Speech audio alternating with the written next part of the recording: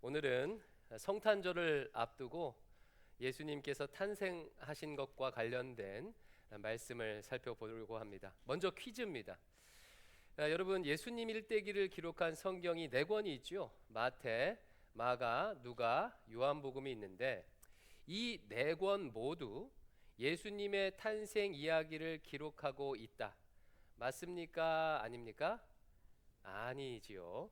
예수님의 탄생 이야기는 마태복음과 누가복음만 기록하고 있어요. 그러면 어느 복음서만 기록하고 있다고요? 마태복음과 누가복음. 이 중 마태복음에 보면은 이런 이야기가 나옵니다. 그 유명한 동방 박사들이 별을 쫓아서 예루살렘까지 왔어요.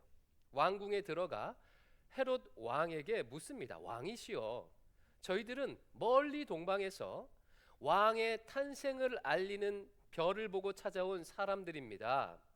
유대인들의 왕으로 나신 분이 어디 계십니까? 그분에게 경배를 드리고 싶습니다. 이 이야기에 왕궁이 뒤집힙니다. 갑자기 동방에서 찾아온 점성술사들이 새로운 왕을 찾으니까 얼마나 놀랐겠습니까? 이에 헤롯은 급히 대제사장들과 서기관들을 불러 모아서 그들에게 물어요. 이보시오들, 메시아가 어디서 태어나겠소? 종교 지도자들이 헤롯에게 이렇게 대답합니다. 마태복음 2장 5절에서 6절, 그들의 대답을 같이 한번 읽어볼게요. 시작. 이르되 유대 베들레헴이오니 이는 선지자로 이렇게 기록된 바, 또 유대 땅 베들레헴아 너는 유대 고을 중에서 가장 작지 아니하도다. 내게서 한 다스리는 자가 나와서 내 백성 이스라엘의 목자가 되리라 하였음이니이다. 선지자의 예언을 언급하면서 베들레헴에서 태어날 것이라 대답을 해요. 그러면 또 퀴즈. 여러분, 메시아가 베들레헴에서 태어날 것이라고 예언한 선지자는 누구일까요? 이번 주에 오늘부터 우리가 묵상할 성경인 미가서의 주인공 미가 선지자입니다. 그리고 그 예언의 말씀이 오늘 설교 본문인 미가서 5장 2절부터 4절까지의 말씀이에요. 오늘은 바로 이 미가의 예언을 살펴보려고 합니다. 미가는 북이스라엘과 남유다 중에서 남유다 땅에서 예언했던 선지자예요. 이 미가의 메시아 예언을 이해하려면 세 가지를 알아야 합니다. 첫 번째는 당시 남유다가 처한 역사적 상황. 두 번째는요, 이 역사적 상황에 대처하는 남유다 사람들의 상태. 세 번째는 미가가 예언하는 메시아의 모습이에요. 이 세 가지를 차근차근 살펴보고요, 예수님의 오심을 맞이하는 미가서만의 특별한 방법도 배워보고자 합니다. 먼저 미가가 예언할 당시의 역사적 상황이에요. 당시는 아수르라는 제국이 영토를 확장하던 때였어요. 아수르는 이스라엘 북동쪽에서 발흥한 나라입니다. 이 아수르의 힘이 점점 더 커지니까 이 아수르와 국경을 맞대고 있던 북이스라엘과 시리아가 위협을 느껴요. 그래서 반아수르 동맹을 결성합니다. 그러면서 저기 아래에 있는 남쪽에 있는 남유다에게도 이 반아수르 동맹에 함께할 것을 요청해요. 하지만 남유다의 왕 아하스는 이를 거절을 합니다. 여러분, 만약 여러분께서 반아수르 동맹국이라면 이 거절을 어떻게 느꼈겠습니까? 북쪽에 있는 아수르를 대적하려고 남쪽에 있는 남유다에게 함께 하자고 요청했어요. 그런데 남유다가 거절합니다. 큰 위협을 느끼지 않았겠습니까? 잘못하다 보면 이 샌드위치로 당할 수 있는 거예요. 그래서 반아수르 동맹이요, 위협을 느끼고 연약한 남유다를요 먼저 공격을 해버렸어요. 그러자 남유다 왕 아하스는요 아수르에게 도움을 요청합니다. 지난번 역대하 말씀을 묵상할 때 이 부분을 우리가 함께 살펴봤었지요. 아하스는 성전의 재물, 왕궁의 재물, 지도자들의 재물까지 싹 긁어 모아다가 아수르 왕에게 바치면서 도움을 요청합니다. 자, 그러면 아수르는 어떻게 반응했을까요? 쾌재를 불렀겠지요. 안 그래도 이 북이스라엘과 시리아를 정복하려고 했는데 이 남유다가 공격할 명분을 준 거예요. 결국 북이스라엘과 시리아는 아수르에 의해서 멸망합니다. 그러나 그걸로 끝나질 않았어요. 아수르는 자신에게 도움을 요청한 남유다까지 집어삼키려고 했습니다. 이에 아수르 왕의 뒤를 이은 아하스 왕의 뒤를 이은 남유다 히스기야 왕은요, 이 아수르에 어쩔 수 없이 대항해야만 했습니다. 자, 그러면 이런 상황을 한번 판단해 보십시오. 남유다를 둘러싸고 있는 역사적 상황은 지금 좋은 상황입니까, 아닙니까? 전혀 좋은 상황이 아니지요. 한마디로 절망적인 상황이에요. 국제 정세의 경랑 속에서 언제 아수르에 의해 나라가 무너질지 모르는 심각한 위기 상황입니다. 이것이 이제 오늘 본문의 역사적 배경이에요. 그러면 두 번째로, 이런 위기 상황을 직면하고 있는 남유다의 상태는 어떠했을까요? 이 어려움을 감당하고 이겨낼 수 있을 만한 그런 힘이 있는 그런 상태였을까요? 전혀 그렇지 않았습니다. 일단 백성들의 삶이 너무 피폐했어요. 남유다 히스기야 왕은 아수르에 대항하기 위해서 예루살렘과 주변 성읍들을 요새화하는 사업을 해요. 여러분, 성읍을 요새화하려면 뭐가 필요하죠?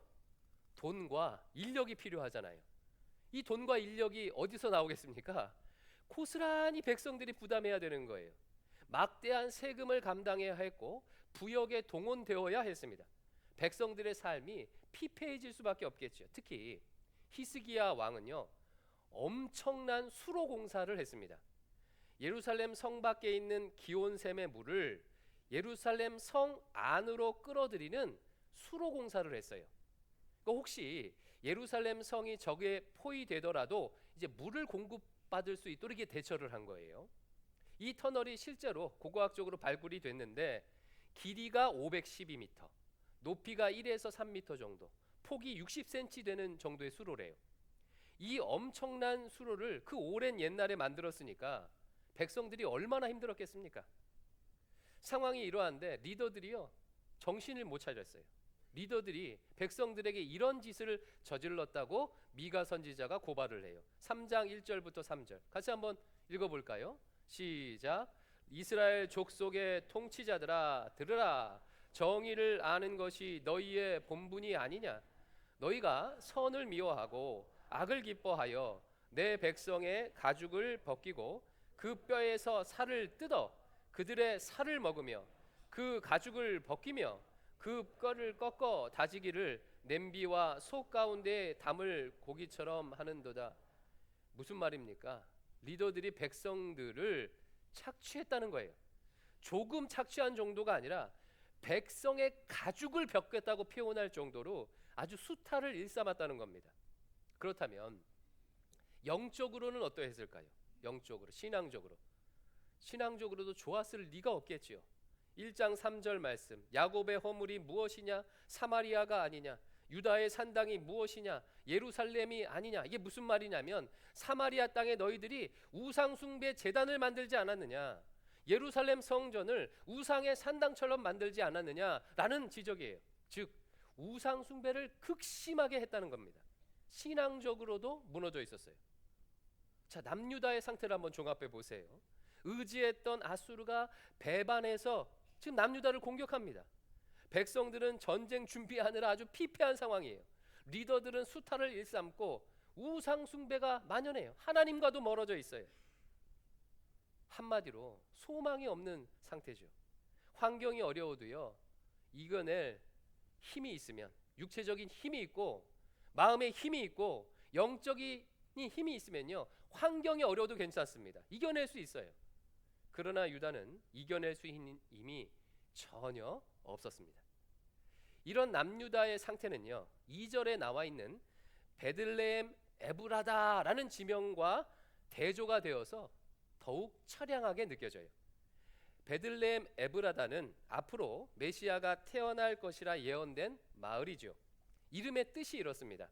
베들레헴은 빵집이란 뜻이에요. 에브라다는 풍요롭다라는 뜻이에요. 그러니까 풍요로운 빵집이라는 뜻입니다.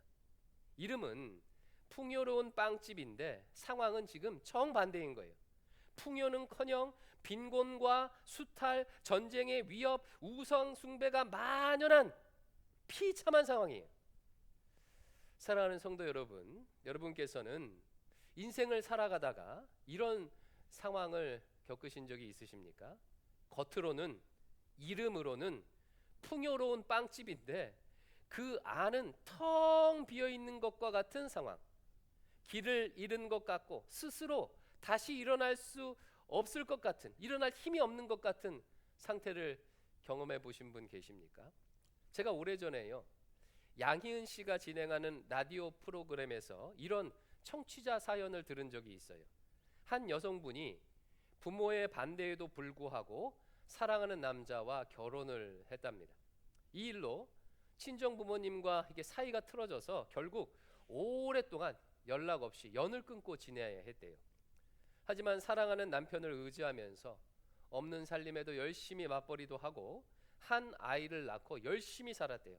그래서 작은 아파트도 하나 장만을 하고 아이가 초등학교에 들어갔답니다. 그러던 어느 날 청천벽력 같은 사실을 알게 됐어요. 이 남편이 바람을 핀다는 사실을 알게 된 거예요. 하늘이 무너지는 것 같았대요. 왜 아니겠습니까?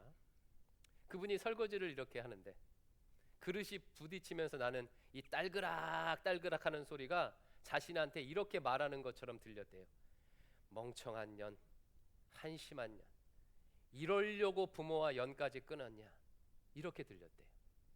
힘이 빠져서 아무것도 할 수 없었답니다.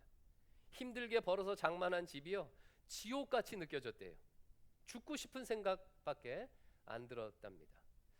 제가 차를 운전하면서 라디오로 이야기를 들었는데 얼마나 실감나게 자신의 상실감을 표현했는지요, 제가 감정이입이 너무 됐던 기억이 있어요. 지금까지도 그래서 이 사례를 기억하고 있습니다.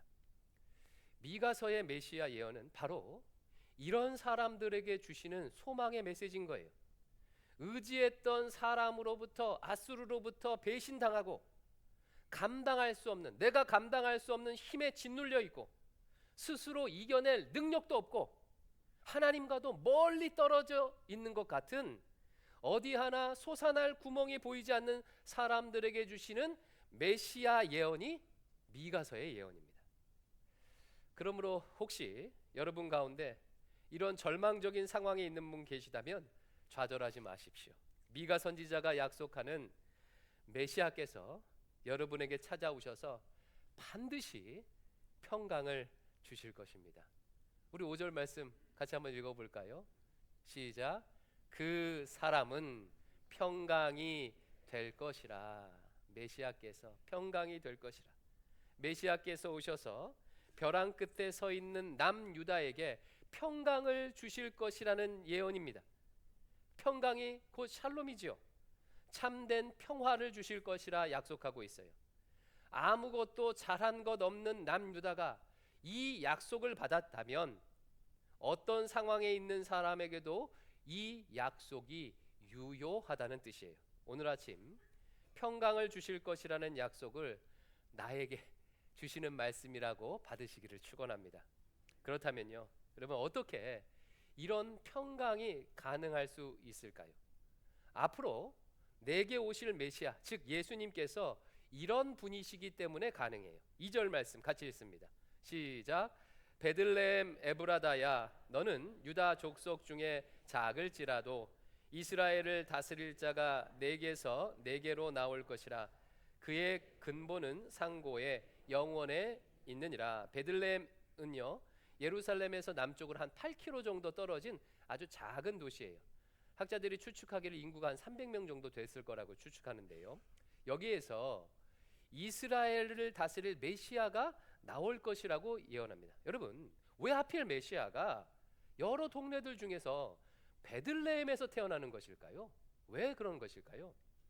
베들레헴은 다윗의 고향입니다. 이스라엘의 위대한 왕 다윗이 베들레헴 출신이죠. 그러니까 메시아가 베들레헴에서 나온다는 것은 그가 제2의 다윗임을 보여주는 거예요. 자, 근데 2절 하반절을 다시 한번 주목해 보십시오. 그런 그분에 대해서 이렇게 소개하고 있어요. 그의 근본은 상고에 영원에 있느니라. 그는 근본이 상고와 영원에 있는 분이시래요. 상고라는 것은 태초를 의미합니다. 여러분, 태초는 인간이 알 수 없는 시간이지요. 인간은요, 시간과 공간의 형식으로 세상을 인식하기에 태초에 대해서는 알 수가 없어요. 영원에 대해서는 알 수 없습니다. 따라서 이 말씀은 이 정도로 해석할 수 있을 것 같아요. 그는 시간과 공간을 초월하신 분이시다. 메시아 되신 예수님께서 우리에게 참 평강을 주실 수 있는 이유는 시간과 공간을 초월하신 분이시기 때문입니다. 여러분, 산에 올라가 보면 저 아래 세상이 어떻게 보이지요? 아파트는요, 성냥갑처럼 아주 작게 보이고 지나가는 자동차들은 개미들이 왔다 갔다 하는 것처럼 작게 보입니다. 산 아래에서는 엄청나게 커다랗게 보이는 것들도 산 위에 올라가면요, 아주 작게 보여요. 인간이 산에만 올라가도 세상을 이렇게 볼 수 있는데, 시간과 공간을 초월하신 예수님은 이 땅의 문제를 어떻게 보시겠습니까? 그분에게 이 땅의 문제들은요, 아주 작은 먼지조차도 안 돼요. 남유다에게 있어서 아수르는 절대 넘어설 수 없는 장애물이었지만, 태초와 영원의 기원을 주신 예수님께 아수르는요, 아무것도 아니다라는 뜻이에요. 그러므로 예수님께서 우리에게 평화를 주실 수 있는 것입니다. 자, 그 다음 4절을 같이 읽어볼게요. 4절 시작. 그가 여호와의 능력과 그의 하나님 여호와의 이름의 위엄을 의지하고 서서 목축하니 그들이 거주할 것이라. 이제 그가 창대하여 땅 끝까지 미치리라. 이게 무슨 말이냐면요, 그 메시아는 양을 치는 목자들처럼 여호와의 이름의 위엄을 가지고 자기 백성들, 양떼인 자기 백성들을 목축하실 것이라는 예언이에요. 어렵지 않죠? 근데 여러분, 여호와의 이름의 위엄으로 목축한다는 것은 어떻게 목축한다는 뜻일까요? 간혹 장사하시는 분들 중에서는요, 자기 이름을 내걸고 장사하시는 분들이 있어요. 그럼 많이 보셨죠? 간판에다가 박영모 베이커리, 뭐 박영모 감자탕, 이런 식으로 장사하시는 분들이 있습니다. 여러분, 왜 이렇게 하죠? 내 이름을 걸고 끝까지 확실히 내가 이 음식에 대해서, 이 물건에 대해서 책임지겠다, 이런 의미를 담고 있는 거예요. 여호와의 이름의 위엄으로 목축한다는 것도 비슷한 뜻입니다. 하나님의 이름을 걸고 끝까지 책임지면서 자기 양떼를 돌보며 목축한다는 뜻이에요. 아수르는 남유다를 도와줄 것처럼 하다가 배신하면서 공격했어요. 이스라엘 지도자들 역시 자기 백성을 돌보기는커녕 오히려 수탈했습니다. 그러나 메시아 예수님께서는 절대 그러지 않으신다는 거예요. 여호와의 이름을 걸고 목축을 하니까 얼마나 신실하게, 얼마나 성실하게 백성들을 돌보겠습니까? 선한 목자가 되셔서 양들을 끝까지 책임지시는 분이라는 뜻입니다. 실제 우리 예수님께서는 그렇게 하셨죠. 우리 주님은 우리를 위해서 자신의 생명을 십자가에 내어주셨습니다. 세상이 버리고, 가족이 버리고, 친구가 버려도 우리 주님께서는 절대 우리를 버리지 않으십니다. 끝까지 책임지시는 메시아예요. 그러기에 예수님께서 참된 평화를 주실 수 있는 것입니다. 이 미가의 약속이 지금 우리에게도 동일하게 유효해요. 시간과 공간을 초월하신 예수님께서 우리를 끝까지 책임져 주실 거예요.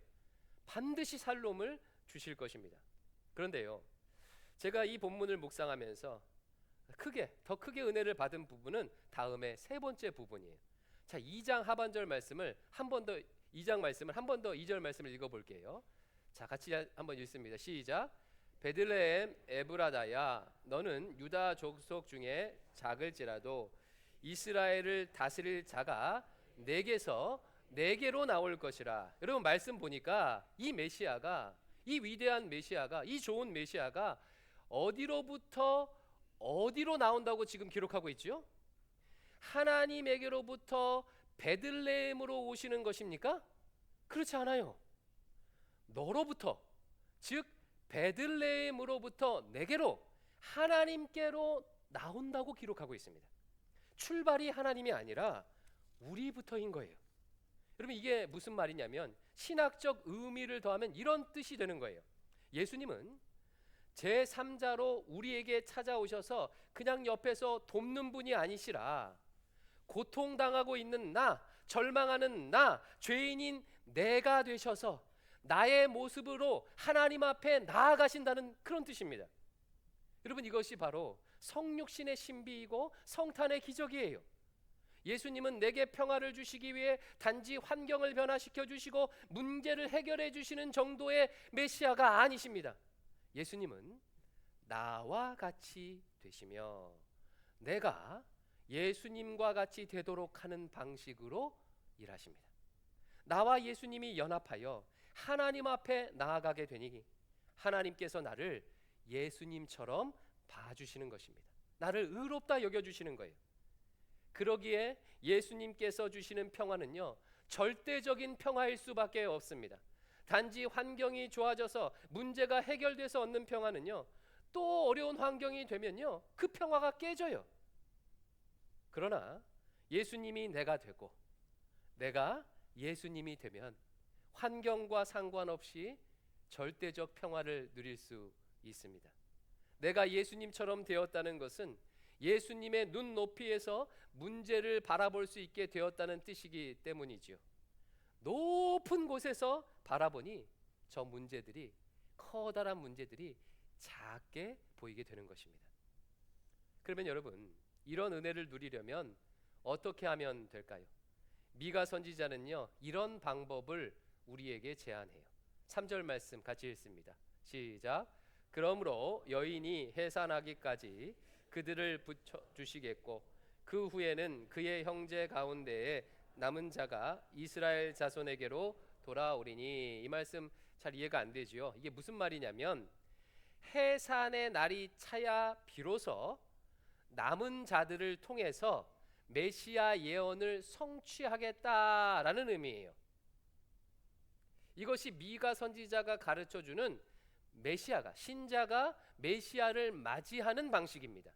구체화하면 두 가지로 설명할 수 있어요. 첫 번째는요, 해산의 날까지, 즉 메시아가 내게로부터 나올 때까지 기다리라는 겁니다. 여인이 10달 동안 아이를 베고 있는 일은 힘든 일이지만 그렇다고 해서 아이를요 한두 달 만에 바로 출산할 수는 없는 법입니다. 해산의 날까지 기다려야 해요. 이처럼 지금 당하고 있는 고난의 과정들을 마치 아이를 몸속에 베고 있는 것과 같은 마땅히 거쳐야 할 과정이라고 생각하고 해산의 날까지 기다리라고 권면하고 있는 거예요. 기다림은요, 하나님의 약속을 성취하는 가장 기본적인 방식입니다. 아브라함은 이삭을 낳기 위해 25년을 기다렸고 다윗은 통일 이스라엘 왕이 될 때까지 20년을, 기름 부음 받은 후 20년을 기다렸습니다. 하나님 앞에서 신자가 약속을 오랫동안 기도하며 기다린다는 것은요, 지금 바른 길을 가고 있다는 뜻일 가능성이 매우 높습니다. 메시아가 나에게로부터 하나님께로 나올 때까지, 해산의 날까지 기다리는 거예요. 두 번째는요, 버리는 것입니다. 버리는 것. 본문에 나온 남은 자라는 것은 단지 죽지 않고 남은 사람들을 의미하는 것이 아닙니다. 이게 남은 자가 어떤 의미냐면요, 조상들의 죄악을 버린 사람들을 의미하는 거예요. 우상을 숭배하며 하나님의 말씀을 거부한 조상들의 죄악을 벗어버리고 하나님만을 의지하는 자들이 남은 자들이에요. 이 남은 자들을 통해서 메시아께서 임하셔서 역사하신다, 이런 뜻입니다. 그러므로 해산의 날까지 버리면서 기다려야 합니다. 우리 모두는 하나님의 형상을 파괴하는 악한 습성들을 가지고 있지요. 미움, 분노, 조급함, 두려움, 지배욕, 탐욕, 음란, 이런 것들을 가지고는 하나님 앞에 온전히 나갈 수가 없습니다. 이런 것들을 가지고는요, 여러분 평화를 누릴 수가 없어요. 한번 생각해 보십시오. 그렇지 않겠습니까? 마음에 미움이 있는데, 탐욕이 있는데, 음란이 있는데 어떻게 샬롬을 누릴 수가 있겠습니까? 그래서 주님께서는 고난의 시간에 그 악한 습성들을 하나 둘씩 버리도록 하십니다. 이 과정을 통과하여 꼭 필요한 부분만 남아 있을 때 평화가 임하는 거예요. 그래서 고난의 시기에는요, 뭘 잘하려고 애쓰지 마십시오. 버리기만 잘하면 돼요. 버리는 것. 미움, 조급함, 두려움, 주관하는 마음, 탐욕, 음란 등등을 버리면 되는 것입니다. 무엇을 버려야 할지는 본인 자신이 제일 잘 알아요. 주님께서 알려주십니다. 그것들을 버리면서 해산의 날을 기다리면 되는 것입니다. 예를 한번 들어볼게요. 자녀 때문에 고난의 시기를 보내고 있다면 이렇게 하십시오. 자녀의 모습에 일희일비하며 휘둘려서 사단에게 지지 마시고 끌려다니지 마시고 예수님의 때까지 기다리세요. 그 기다리는 동안 뭘 해야 돼요? 자녀가 뭘 버리는 게 아니라 내가 버리는 것입니다. 내가 버려야 할 것을 하나 둘씩 버리면서 기다리세요. 내 안에 있는 조급함, 욕심, 자녀를 내 마음대로 하고 싶은 마음 등등을 버리면서 기다리십시오. 이렇게 예수님이 내가 되고 내가 예수님이 되어 마침내 하나님께로 나아가게 되면, 해산하는 날이 되면 반드시 평화가 올 것입니다. 말씀을 맺겠습니다. 오늘은 미가 선지자의 메시아 예언을 살펴보았습니다. 미가는 절망적인 상황에 있는 유대인들에게 메시아가 평화를 가져다 주실 것이라는 소망의 예언을 선포했어요. 그 메시아는 시간과 공간을 초월하시며 자기 백성을 끝까지 책임지시는 분이십니다. 그분은 나에게로부터 하나님께로 나아가는 방식으로 일하시는 메시아이십니다. 고난 중에 있는 성도 여러분, 그분이 주시는 평화가 임할 때까지, 해산의 날까지 기다리십시오. 마땅히 버려야 할 것을 버리며 기다리십시오. 예수님께서 나에게로부터 하나님께로 나아가실 것입니다. 반드시 샬롬이 임하게 될 것입니다. 이번 성탄 이와 같은 은혜를 누리기를 축원합니다. 기도하겠습니다. 아버지 하나님, 예수 그리스도로 충만하길 간구합니다. 내가 예수님이 되고 예수님이 내가 되어서 하나님께 나아가기에 합당하길 기도합니다. 혹시 고난 가운데 있는 성도들이 있습니까? 포기하지 아니하며 기다리면서, 주님의 때를 기다리면서 마땅히 버려야 할 것을 버릴 수 있도록 인도해 주시옵소서. 이 성탄 주께서 주시는 평안을 누리도록 은혜를 베풀어 주시옵소서. 예수님 이름으로 기도하옵나이다. 아멘.